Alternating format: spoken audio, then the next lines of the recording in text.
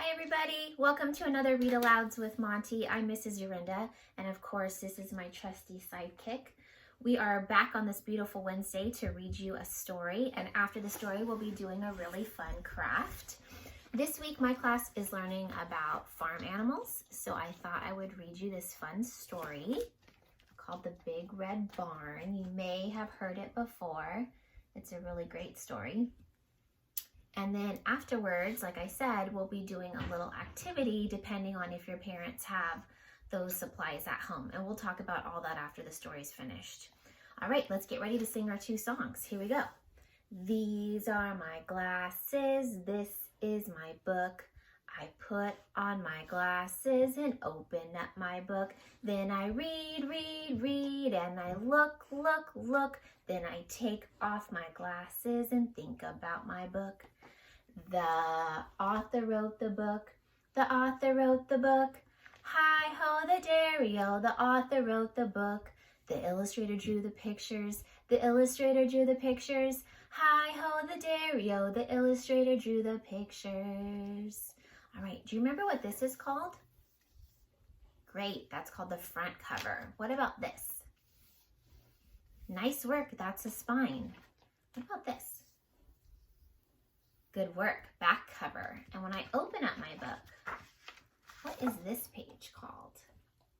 You guessed it, the title page. Boys and girls, can you believe that we only have 12 more days of school left? After those 12 days, it's gonna be summer vacation. Raise your hand if you're ready for summer vacation. I'm gonna put two hands because I'm really ready for summer vacation. Monty, are you ready for summer vacation? I think he said yes too. He's ready to have his day spent with me all day long so that I can pamper him and give him lots of cuddles and take him for long walks. Okay, let's get back to our story.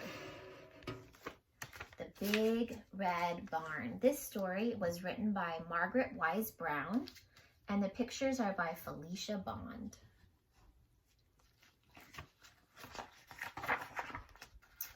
By the Big Red Barn in the great green field, there was a pink pig who was learning to squeal. There was a great big horse and a very little horse. So there's the little piggy, and there's the great big horse, and there's the little horse. And remember, they're at the Big Red Barn. And on every barn is a weather vane, of course, a golden flying horse. I hear some rhyming words in this story. Do you hear them? Horse and course. There was a big pile of hay and a little pile of hay, and that is where the children play. But in this story, the children are away. Only the animals are here today. So the characters in this story are going to be the animals. There are no children today at the Big Red Barn. The sheep and the donkey, the geese and the goats were making funny noises down in their throats. An old scarecrow was leaning on his hoe, and a field mouse was born. In a field of corn. Oh, look at those big, beautiful butterflies. And if you can see, there's a little tiny field mouse being born right there. Cock-a-doodle-doo! In the barn, there was a rooster and a pigeon too, and a big white hen standing on one leg, and under the hen was a quiet egg. Now I know some of you have chickens at home. Maybe your hens and roosters look like the ones in this story. There was a battened rooster and a little battened hen with a big clutch of eggs. Count them, there are 10. Boys and girls, can you see those eggs right there?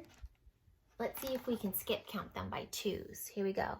2, 4, 6, 8, 10. Nice job counting. Cock-a-doodle-doo! Moo, moo. There was a big brown cow and a little brown cow. I'm noticing in this story that there's always a big animal and a little animal next to it. There was an old black cat, meow, meow, and a tiger tomcat, yow, yow. There was a big red dog, bow wow, with some puppy dogs, all round and warm. So we have the big black cat with her little bunch of kittens, and then we have the big dog with all the puppies. Let's see how many puppies there are. 1, 2, 3, 4. Oh, I almost counted that. That's not a puppy, is it? That's a kitten. So there's 4. Oh, one more over here. There's 5 puppies, and let's count the kittens. 1, 2, 3, 4, 5. Boys and girls, what's 5 plus 5? Nice work, 10. And that's a doubles fact, isn't it? 5 plus 5. So there's 5 puppies and 5 kittens, and all together there's 10. And they all lived together in the big red barn. And they played all day in the grass and in the hay. Looks like they're having a great time, right? It's a beautiful day. The grass is nice and green. They have plenty of things to eat outside. When the sun went down in the great green field, the big cow lowed and the little pig squealed. The horses stomped in the sweet warm hay, and the little donkey gave one last bray. Look at them. Do you see how the sky is starting to change? What time do you think it is in this story? Do you think it's in the morning, the afternoon, or the night? Look at that picture and see if you can figure it out. Good. Tell somebody you're sitting next to what time of day you think it is. The hens were sleeping on their nests. Even the roosters took a rest. The little black bats flew away out at the barn at the end of the day. Good. If you said that it was the evening time, you were right. It looks like the animals are getting ready to go to sleep. They've had a busy day. And there they were all night long, sound asleep. Look at them sleeping. They look so nice and cozy, right? Look at those little pigs down there. And the little hens in their nests. In the big red barn. See how it's nighttime now? And they're all sleeping in that barn. Only the mice were left to play, rustling and squeaking in the hay, while the moon sailed high in the dark night sky. And that's the end. Boys and girls, I hope you enjoyed that story, The Big Red Barn.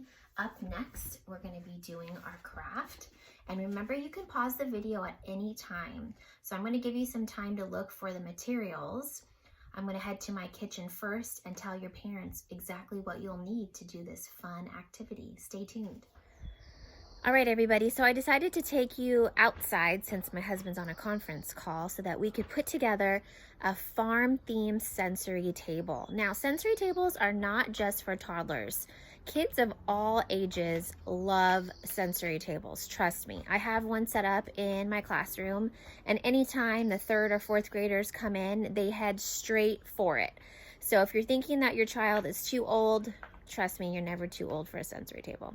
Okay, so these are some things that I found in my kitchen cabinets. You can use whatever you have, obviously, or you can take some time and put in an Instacart order or go grocery shopping. So feel free to pause this video at any time to get what you need to make your own table. I'm going to show you what I gathered. Here are some things that I found to use for our sensory table. I have some little measuring cups, plastic spoons, baking cups. I found a couple little containers that might be fun. I'm a hoarder if you haven't guessed it already, so I found some old basket filler and some fake plants. I thought that might be fun in our sensory table. Some plastic barn animals. And then this was from my pantry. I found some pasta noodles because that kind of looks like hay to me. I have some lentils. Let's see, some old pasta shells. This really fun bean mix. I loved all those colors in there. And then rice. Now, I use rice most of the time for my sensory table fillers at school and I dye it depending on the theme. So let's say it's Halloween, I might dye it black and orange, or if it was Valentine's Day, pink and red. I think you get the picture. But rice is an easy one to use.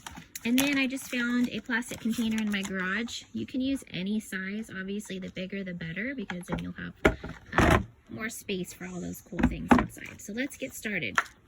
I have a little helper today. I have my daughter Ava.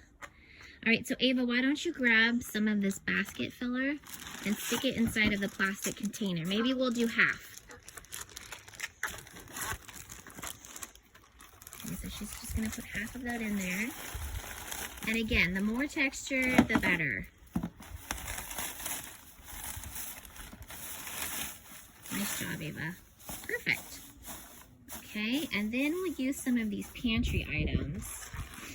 So we'll put a little bit of rice on the bottom. So Ava, just pour a little bit of rice on the bottom, on the other side. Oh my goodness, this is so fun already.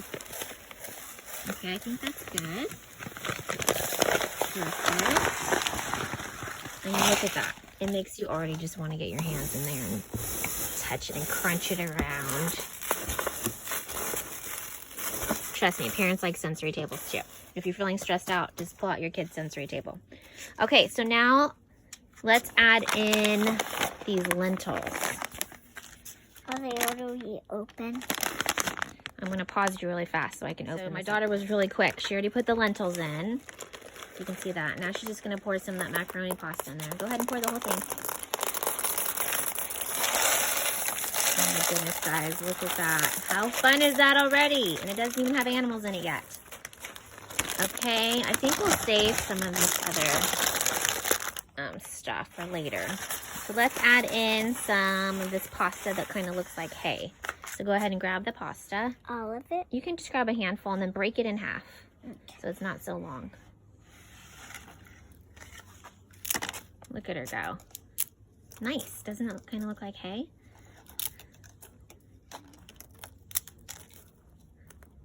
Okay, and last but not least, we need to add our farm animals. Oh, and I forgot, we need a little red barn too. I think I'll just print one off of the computer and add it in when we're almost finished. So go ahead and start putting in the little farm animals. There we go. Perfect. And again, I mean, texture is everything. Look at that. How fun is this? Scrunch it. Okay, and the reason why I got all of these little containers is because kids love to fill things up. Right? They like to drop them. They can pretend like they're animals' dishes. They can pretend like they're feeding the animals. Just gonna fill these up. So get creative with it, parents. It'll keep your children happy for hours, I promise. And when you're done, the most awesome thing about it is you can just put the top right back on and save it for another day. Right, here's how I made my little red barn. I printed one off of my computer and then I cut it out. I traced it onto the back of a brown paper bag, cut that out, and then glued it together just to make it sturdier for my table. All right, guys, that's it for our farm-themed sensory table. I hope you have fun making your own table at home. And please join us again next week for another Read Alouds with Monty. Have a great rest of your week. Bye. Bye, everybody.